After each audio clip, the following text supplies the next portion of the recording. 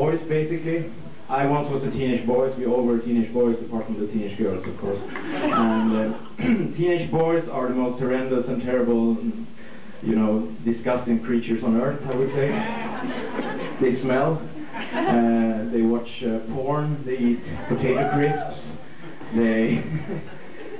They don't wash their clothes. Let their mom do it, and they, you know, basically just very annoying people.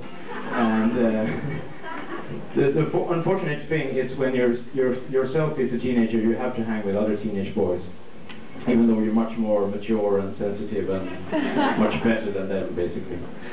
So in Sweden we have something called military training. You have to go and do a military service test, and that includes physics tests like bicycling and running and checking out your hearing, stuff like that.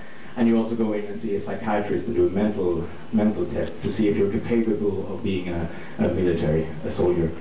And I wasn't capable in any way, which was just very, very good. And most of my friends weren't capable either, so it's very easy not to do the Swedish military service, and in that way the Swedish army is shrinking by every day, which is great because I'm a pacifist, whereas I sometimes say pacific, which is something else. That guy did the military training, I think you can tell. A real proper Viking. Great. Proper Viking. Anyway, I put this test off for a couple of years because I didn't want to do it, basically, so I just kept phoning them and said, I got something this year, I can't do it. So when I actually ended up doing it, everyone was a couple of years younger than me, so even more disgusting, of course.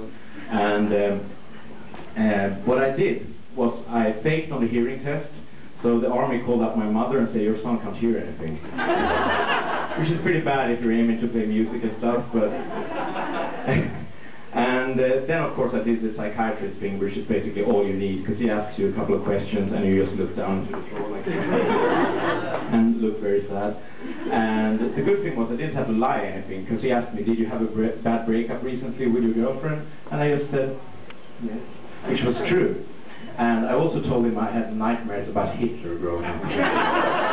Another inconvenient thing for the army, I would say, which was also true. I saw all these Holocaust documentaries of him agitating and screaming, and whenever I lied down in bed and looked into the wall, I saw his face, like agitating and going on in loud German. So I had to face the room. So it was all true. So I didn't have to do the test.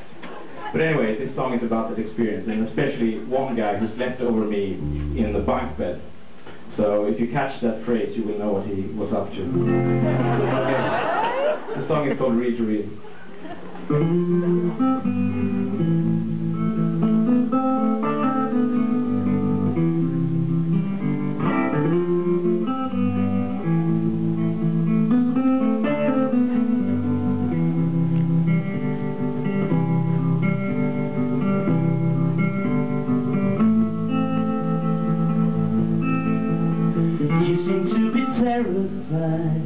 Cause you don't know what to make out of someone like me. It's not just my bank account. There are several parts that doesn't fit your scene. Too big, too small, too in between, too real. I took the bus to town, cause I couldn't stand to spend the night with them. There's no worse humiliation than to be discriminated by them when they're unworthy of you. They don't know the things you do. They win because they're dull. The guy who slept over me couldn't keep his hands away from his tiny friend. It was a bumpy ride. I couldn't get a minute's sleep, I thought it never end. I don't pretend I took the bus to town again. This morning, the bus back home, full of hormones, sparkling Pringles and a corn of flick. I was so horrified, little soldiers arresting any woman. They would scream, they would kick. I learned to hate them then, and I'm still terrified but try to come.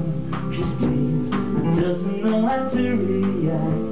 If no one told them it's okay to be real, for real, a legal feeling captured on this real to real.